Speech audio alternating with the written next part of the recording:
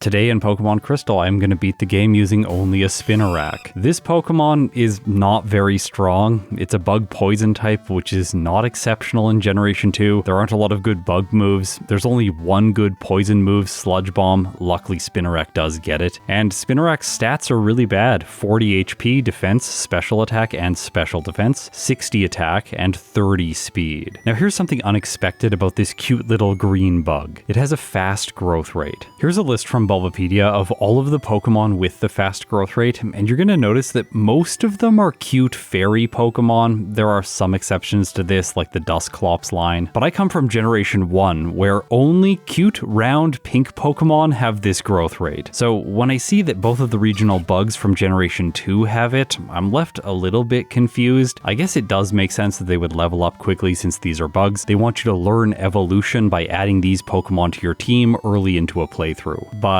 Game Freak wanted to prevent you from doing that. Spinarak starts with Poison Sting and String Shot. As a kid when I first played this game, and I did add Spinarak to my team, I tried it out using Poison Sting and String Shot, realized it's completely awful, and then immediately boxed it. Even if I had leveled it up to see what else it could learn, it gets Scary Face at level 6, Constrict at level 11, and then Nightshade at level 17. Nightshade is okay, I guess, but beyond that it doesn't really learn anything else good. Leech Life at 23, Fury Swipes at 30, Spiderweb at level 37, Agility at 45, and then if you're somehow patient enough to level this thing up to 53, it gets Psychic. This is the only strong move it learns by level up. Everything else has base 20 power or lower. Through TM and HM, it doesn't get access to that many moves: Giga Drain, Solar Beam, Return, Dig, Psychic, Sludge Bomb, and Thief. The early game of this run is going to be quite slow because I have to use Poison Sting. I train on wild Pokemon until level 8 because I wanted to ensure that I would beat the rival's Cyndaquil without losing. I desperately want this early game experience. On my way to Violet City, I'm going to fight a bunch of optional trainers to gain more experience, and once I arrive at my destination, I'm going to go to Sprout Tower before the gym to do additional training. Defeating everyone here brings Spinarak up to level 14. Birdkeeper Abe is still a little bit scary since Poison Sting is not that good. I get lucky on turn 1, inflicting the status condition on Spearow, so it's losing health every turn. Its Pecs are doing good damage, but in combination with poison damage, Poison Sting is doing enough, and I pull through with a win. I went back to Route 31, trained up to level 15 over a damage rounding threshold, and then I felt comfortable trying Falkner.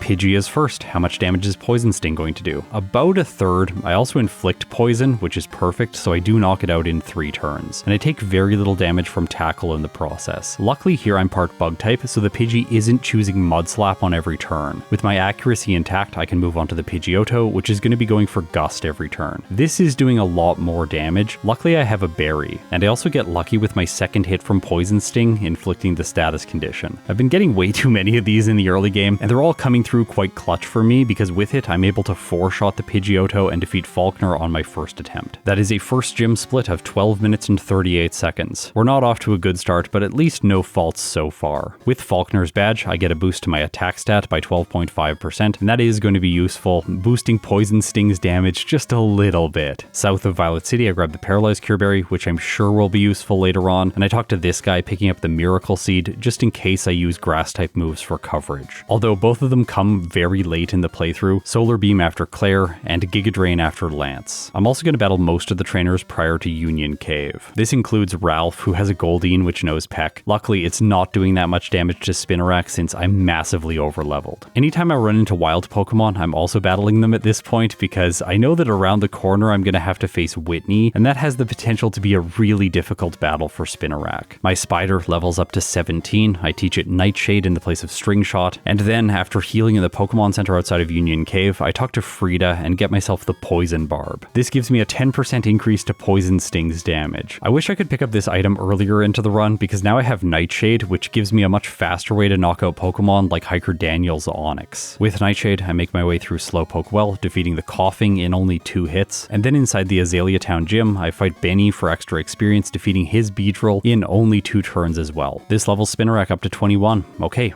time for Bugsy.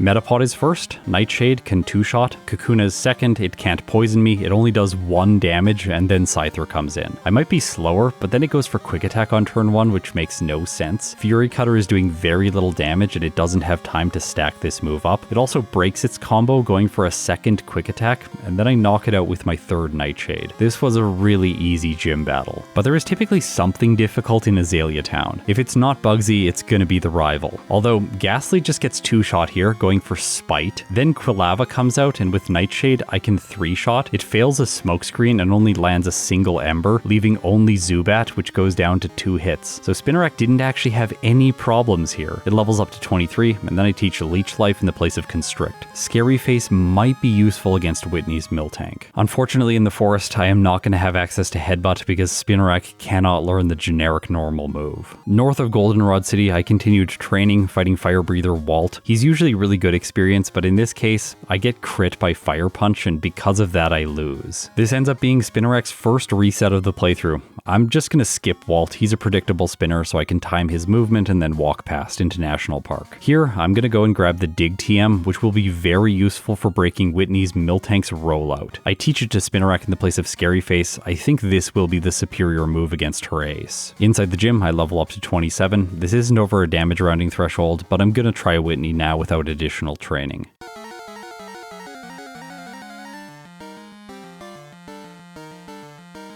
Dig is able to 2-shot the Clefairy at the beginning of the battle, and then against Miltank it's gonna 4-hit, which gives Whitney's ace the potential to go for Milk Drink over and over and really mess up Spinarak. Also, its rollouts are doing decent damage even though it's unable to set up a combo. The real issue here is that level 27 under the damage rounding threshold is just barely not good enough. I thought I was gonna 4-hit, but I don't. Miltank survives on a sliver of health, uses Stomp, and Spinarak faints. I decided to go for overkill here with my solution. I fought additional trainers leveling up to 28, and I also went back to the department store, traded myself an Abra for a Machop so that I could have access to the Gold Berry against Whitney. This way, Spinarak recovers 30 hit points during the battle, and I have more than enough health to outlast the Miltank and knock it out in 4 turns. The Gold Berry actually ends up being helpful because unlike the previous fight, Miltank does try to go for Milk Drink here, extending the duration of the battle. And Spinarak also gets lucky with a critical hit from Dig, finishing the Miltank from orange health. The battle against Whitney wasn't really that difficult. Her badge gives Spinarak a boost to its speed stat, which is really needed. This Pokemon is dreadfully slow. Sudowoodo is not an issue for it to defeat. Then, the Kimono Girls, while you might think they would be difficult, I just one-shot the Flareon with Dig, and all of the others aren't an issue either. I complete the Lighthouse next for additional experience prior to going back to fight the rival in Burned Tower. But against Dennis, who has a Fearow,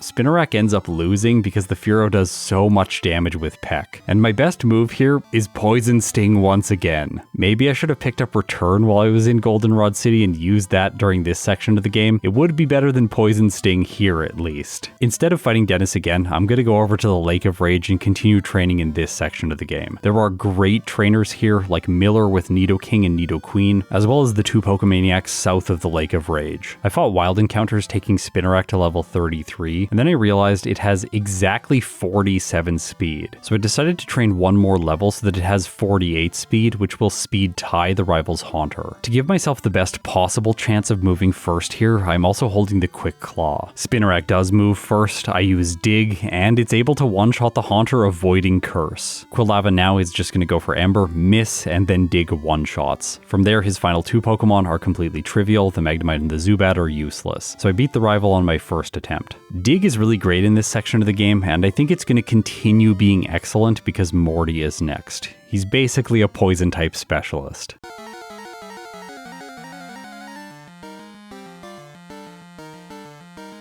Ghastly goes down to Dig. Haunter is next. I am faster than it by 3 speed. I one-shot with Dig and move on to the Gengar. With the Mint Berry, I'm not scared of it. I'm going to 2-shot with Dig, and the best thing it could do is use Hypnosis, put me to sleep, but I'll just wake up. And then I think I will one-shot the final Haunter, although it does outspeed, but it can't do enough damage with Nightshade, which is its only damage-dealing move. I think this battle was even easier than the one against Bugsy, and honestly, the trend is just going to continue. I have to take on fighting types next, which I have a double resistance to their best moves. Just look at how much damage the Hitmonlee does from the tag team trainers. This is with Jump Kick. And by the way, I went into the battle damaged because I knew I didn't need to heal before it. I two-shot with Nightshade. Now let's see how Chuck goes. Primeape is first. It has 76 HP, Spinarak is level 38, so Nightshade gets the exact two-shot. Poliwrath is next. I have to three-shot with Nightshade. It goes for Mind Reader followed by Hypnosis, which does successfully put Spinarak to sleep. Here's the thing though, Surf is doing good damage, but I wake up in time and I three-shot. I could have got unlucky there and lost, but Chuck is never that consistent. I would have just kept trying and eventually Spinarak would have been able to win. Remember that the AI can miss even after it uses Mind Reader and follows it with Hypnosis. Next is the red Gyarados, and this is where everything changes. Nightshade isn't doing very much damage, the Gyarados is doing a lot with Dragon Rage, and Thrash is also very good.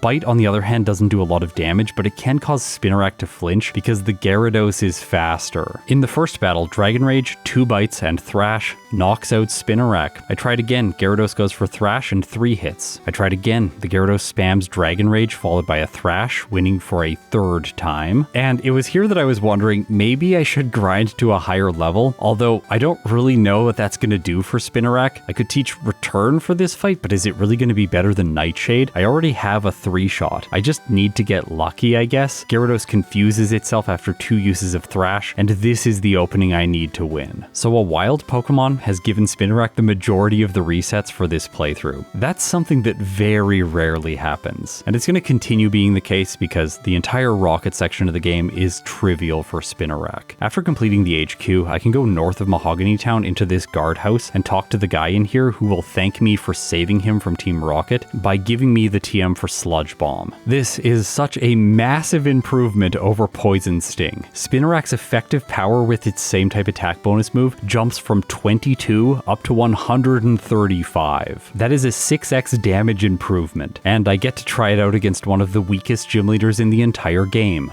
Price. Seal is a 1-shot, Dugong is a 2-shot, Piloswine is resistant to Sludge Bomb, but it's still my best move in terms of effective power. I'm not sure if I should have used it for the upside of Poison, but I ended up going for Nightshade, which is able to 3-shot. He does heal with a Hyper Potion, but the Piloswine, when it attacks, just keeps going for Fury Attack, so he loses. Okay, now we have to fight Jasmine. This could be easy because of Dig, at least theoretically, and Nightshade is a solid option for the Steelix, but Dig might end up being better. I'm not entirely sure.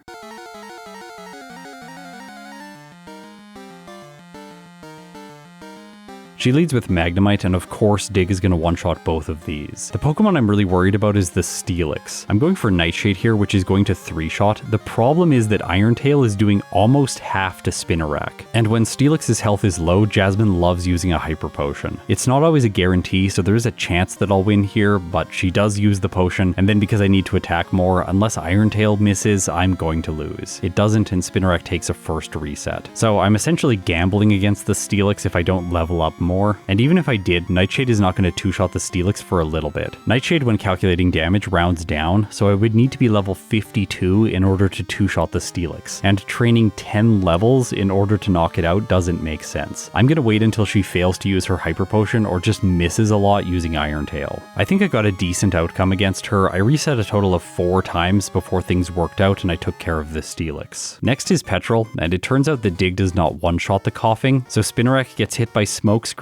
This is really not good. It's right at the beginning of the battle. Plus, I was about to level up to 45 over a damage rounding threshold. At level 45, I have a 42.5% chance to one-shot each Coughing using Dig, which still isn't great. The thing is that Spinarak has almost unlimited time here. His Pokemon are just not going to do much damage unless the Weezing goes for Explosion. I was very worried that I was going to miss against it, but Nightshade can 2-shot, and luckily for me, I do not miss. So I avoid Explosion, finish off the Coughing, and defeat Petrol on my first attempt. While that battle's finishing, I want to mention that I have taught Spinarak Agility. I'm going to be holding on to this for the late game. It has an amazing synergy against Red. But before that, I'm not sure it's going to have any uses, with potentially a couple exceptions during the Elite Four. I was wrong about this though, because immediately against the rival in the Underground, I learned that Spinarak is slower than 3 of his Pokemon, Golbat, Haunter, and Sneasel. I can use Agility to fix this problem, but then I just get hit by wing attack, confused, and I don't have very good damage against the Golbat, so I have to knock it out with Sludge Bomb, which takes 3 turns, and I end up losing here before moving on to the remainder of his Pokemon. I tried one more time, it goes badly again, so I went to Ice Path next, fighting all of the trainers along the way. These people give a good amount of experience in terms of Johto trainers, and with the fast growth rate, Spinarak is leveling up quickly. At the end of Ice Path, I also get a Protein, slightly boosting my damage for when I return to the rival. By the way, another perfect damage range here with a Nightshade. The Golbat has 94 HP, so at level 47, Nightshade 2 shots. Dig for the Quilava, which hasn't evolved yet. It does survive and go for Flame Wheel, taking Spinarak down to 30 HP. I knock it out. I didn't go for Agility this time around, so I guess I'm gonna have to underspeed the Haunter as well as the Sneasel. I need to knock the Magnemite out right away because I don't want it to use Thunder Wave. Haunter comes in next, and instead of going for Curse, it uses Shadow Ball. I knock it out with a single dig, move on to the Sneasel, and it chooses Feint Attack, which leaves Spinarak on 1 hit point. Sludge Bomb hits and Sneasel goes down. Yes, this was such a close fight. I am so glad I made it through. The Rocket Executive is completely trivial. I have Dig, I have Sludge Bomb. These Pokemon are not an issue. Even the Houndoom, which technically has super effective damage, but it never gets to use it because I one-shot. And Spinarak is faster by 1 speed point. Inside the Blackthorn City Gym, I test my damage ranges against this cool trainer. Does Sludge Bomb with the Poison Barb have enough to one-shot her Dragonair? And the answer is yes. That makes me confident against Claire.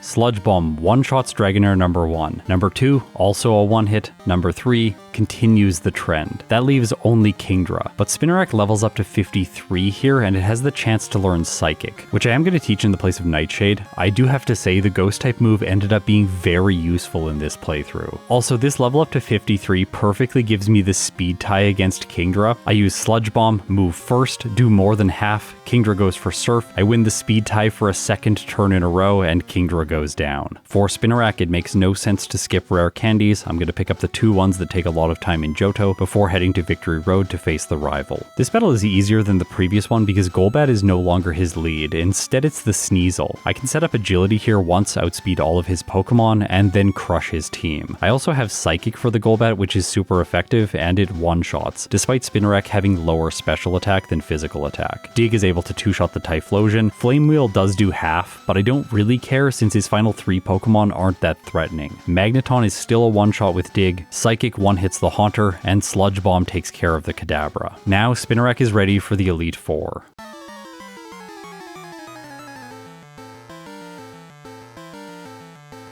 Will is first, and this battle is going to be difficult for Spinarak. He has a type advantage here, plus 3 of his 5 Pokemon outspeed. The first Xatu is able to go for Confuse Ray, and Sludge Bomb is unable to one-shot at level 54. Then Psychic does much more than half, Spinarak hits itself, so I take a quick loss. In the next battle, Psychic gets a critical hit, one-shotting. In the third battle, Psychic does too much damage while I try to set up with Agility, and Sludge Bomb still can't roll enough damage to one-hit. Xatu finishes me with a second Psychic. I think I made a little bit of a mistake with Spinarak. I'm going to fly back to New Bark Town and then fight all of the trainers along the way to Victory Road. Skipping them didn't make a lot of sense, especially because the fast growth rate is really rolling now, and I can level up from 54 to 57 before going back to Will. I'm still slower than 3 of his Pokemon, and Psychic can still critical hit Spinarak, which gets a one-shot, but if Will does not get lucky with the critical hit, then he gets lucky with Confusion, and I lose again. Okay, but if Will doesn't get lucky with a critical hit and doesn't get lucky with Confusion, then I can set up Agility and one-shot the first Xatu using Sludge Bomb. Agility is going to be the savior here, because I can one-shot the second Xatu with Sludge Bomb as well. The Jinx is physically frail. I am super effective against the Executor. This is one of the few Pokemon that Poison-type moves are actually advantageous against. Slowbro is last, and guess what? I can't one-shot, so it goes for Psychic and Spinarak faints. Okay, time to deposit HM users and blackout against Will, because this is going to be the most efficient training at this point in the game. Now, I lose once here, taking a single blackout, but then on my next attempt, I get lucky, and I make it back to the Slowbro with full health, two-shotting with Sludge Bomb. So many times this happens where I deposit my HM users and then I win very quickly after doing so. Spinarak with Psychic as well as Dig has type advantages against Koga's team, but even with a critical hit, Sludge Bomb is not doing enough to one-shot the Gyarados. It sets up with Double Team, but this doesn't prevent my next attack from the knockout. Venomoth goes down over 2 hits, Crobat comes in, I have to two-shot with Psychic. It looks like all of his Pokemon are going to be two-shots with the exception of Fortress, but I don't even make it there because Wing Attack is doing so much damage. I did try resetting against Koga, but it turns out this is not going to work. I lose 2 more times, with the second of these being an explosion loss to Fortress, and then I decided to black out. I can still lose to Will, by the way,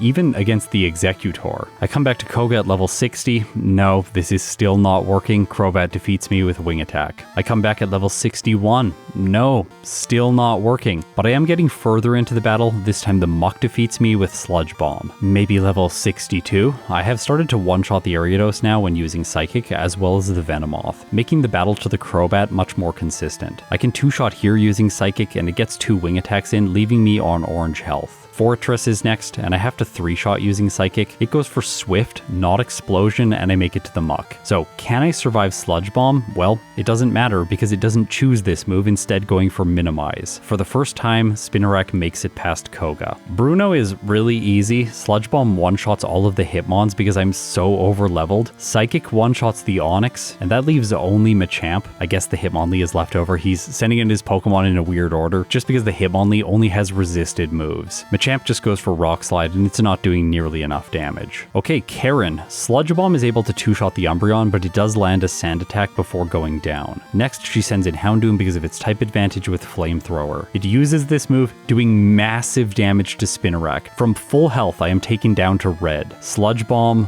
one-shots. Vileplume is next. It doesn't get taken out by Sludge Bomb, but it only does chip damage with Petal Dance. I'm glad I avoided Stun Spore. Gengar's next. Psychic is super effective, and because it goes first and uses Curse, I'm able to knock it out. That leaves only the Murkrow. I choose Sludge Bomb, I don't miss, which is a miracle, and Murkrow faints. I did not expect to beat Karen on my first attempt, especially after the Sand Attack. This feels pretty good. Maybe Spinarak can beat Lance now. It's only slower than his Aerodactyl and Charizard.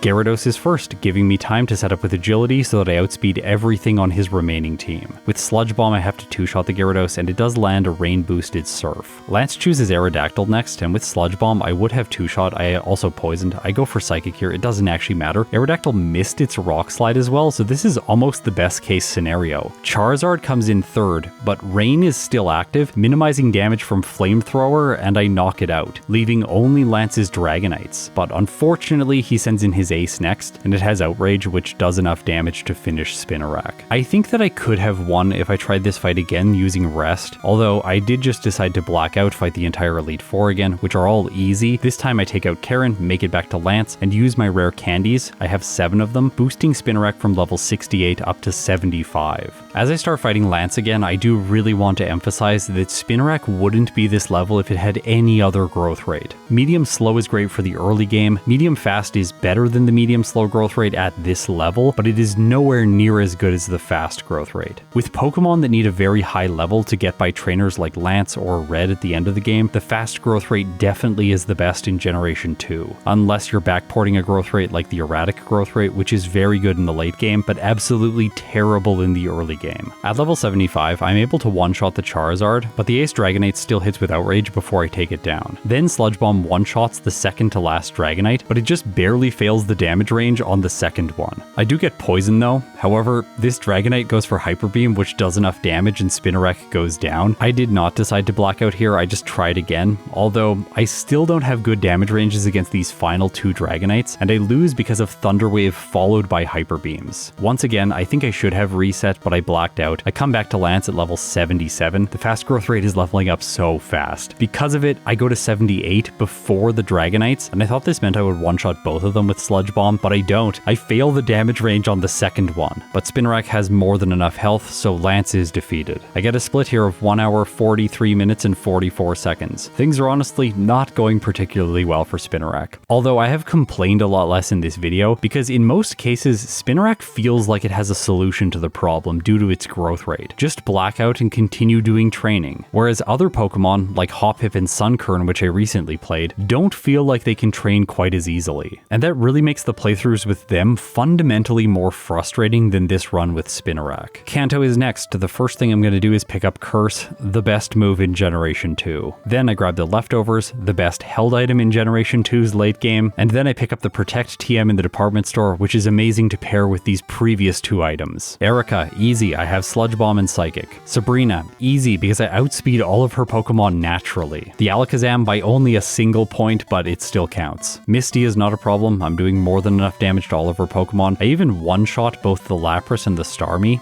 Cool. Lieutenant Surge has a Magneton, but I still have Dig, so I can one-hit, and everything else goes down to Sludge Bomb. Brock's team is solved using Psychic for special damage, Blaine is taken care of with Dig as well as Sludge Bomb, and Janine is just kind of incompetent. So the 7 Cantonian gym leaders end up being a walk in the park, and Spinarak gets to level 83 after defeating all of them. But the most difficult gym battle here is definitely Blue. His team is diverse, and it also represents a major level increase from all of the other gym leaders.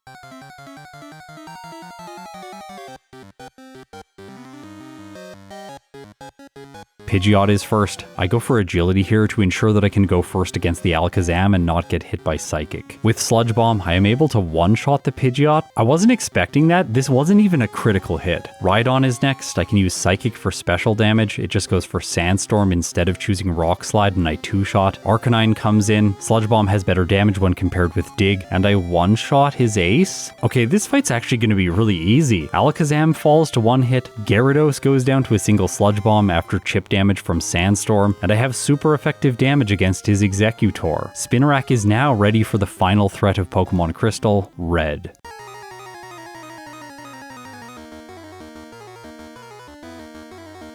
Okay, look at the right hand side of the screen and glance at all of the speed comparisons. 5 of them are red, 1 of them is blue. So setting up agility here is critical, but I can also pair agility with Curse. If I set up agility on turn 1, then I'll move first against everything else that follows. I thought Espeon was going to be second, but Red must be checking the bug type, so he holds back Espeon, instead sending out Snorlax second, which is kind of perfect. I have a speed boost because I got agility against the Pikachu. Now I can set up Curse against the Snorlax, increasing my defense stats so it does less and less damage with Body Slam. It takes me 5 curses before Spinarak is slower than the Snorlax, and I can just mitigate this by going for agility again. After 3 of these, I'm faster than all of Red's Pokemon. I use 1 final rest, and then with Sludge Bomb, I one-shot Snorlax, Venusaur, Charizard, Espeon, and Blastoise. The pairing of Curse and Agility are so strong in the late game of Generation 2. I could have even used this strategy against Blue because his Pidgeot would just be spamming Wing Attack, and I could set up Curse with impunity. Spinarak just barely in its first playthrough misses the 2-hour mark, getting a time of 2 hours, 1 minute and 42 seconds, with 21 resets, 7 blackouts at level 87, with a game time of 7 hours and 25 minutes. Okay, with a lot of these playthroughs, especially with first stage Pokemon, there is so much to talk about in the follow-up, but with Spinarak, that's not really the case. In Generation 2, I typically approach optimization with Red first in mind. If I can solve him, then the rest of the playthrough just kind of falls in line. It can beat Red at level 70,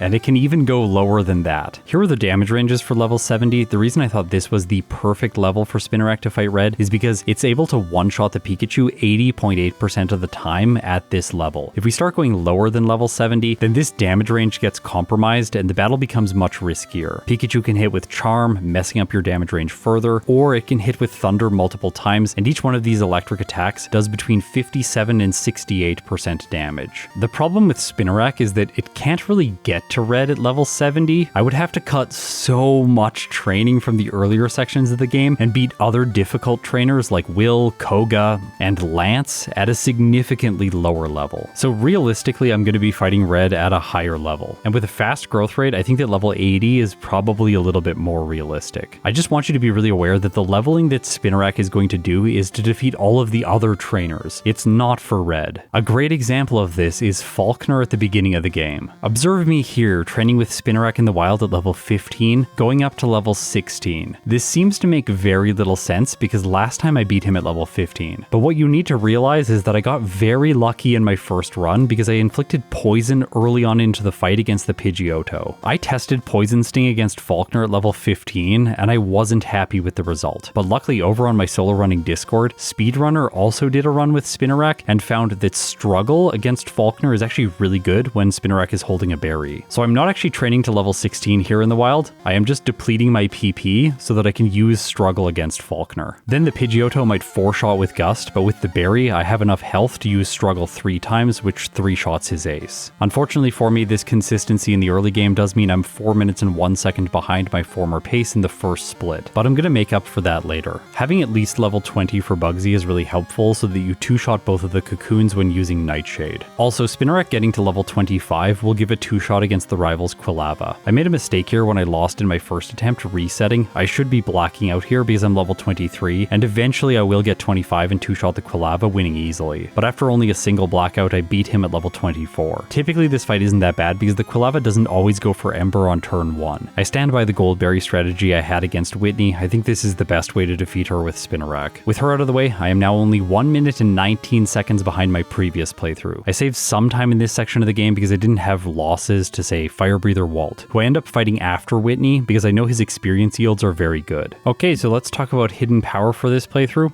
Look at the right side of the screen. Hidden Power Dark. I forgot to set Hidden Power to Hidden Power Ice for this run. So yeah, I guess I'm gonna have to restart this Spinarak playthrough because I need Hidden Power Ice in order to beat Lance. This was very frustrating, especially with the schedule that I need to keep to make Daily December happen. However, in the end, this all worked out for me. This time, defeating Falkner, I am only 1 minute and 40 seconds behind my former pace. So I was much more efficient in the early game, and that gives me way more potential for the remainder of the run. By the time I clear Whitney, I am only 18 seconds behind. Okay, I want to introduce another piece of art to the channel. This is Schoolboy Chad, one of the trainers that I end up fighting for experience along the way with Spinarak. You might be missing the reference for this one, but in one of my streams, I accidentally gave him my number, and then throughout the stream, he called me a ridiculous number of times. Shout out to Serena Vale, thank you so much for your amazing art as always. For Rival 3, I was targeting level 35 or 36. This way I have 1-shots on the Haunter, the Quilava, and the Magnemite, and I also outspeed the Haunter. Plus, this level is advantageous against Morty, because then I outspeed the final Haunter, and I only have problems against the Gengar, which can outspeed, but because of the Mint Berry, this fight is fairly secure. With him defeated, I am 13 seconds behind. Chuck is easy, but I did drop 4 seconds of time during this section of the game. Okay, the true boss, though, for Johto. How is the red Gyarados gonna go for Spinarak? By the way, I cannot get the Sludge Bomb TM before clearing the HQ, which is not available until I defeat the Gyarados. So unfortunately, this is my best set going into this battle, unless I run something like Hidden Power Electric, which really doesn't make a lot of sense. Gyarados goes for Dragon Rage, Leer, and because of that, I'm able to knock it out in 3 turns and have no resets. This is a big time save. I'm gonna get to see what it was after Price. That said, I fight this Rocket Executive and I get truly exceptionally bad luck. I have to 2-shot the Zubat using Nightshade. It confuses Spinarak, and then Spinarak hits itself once,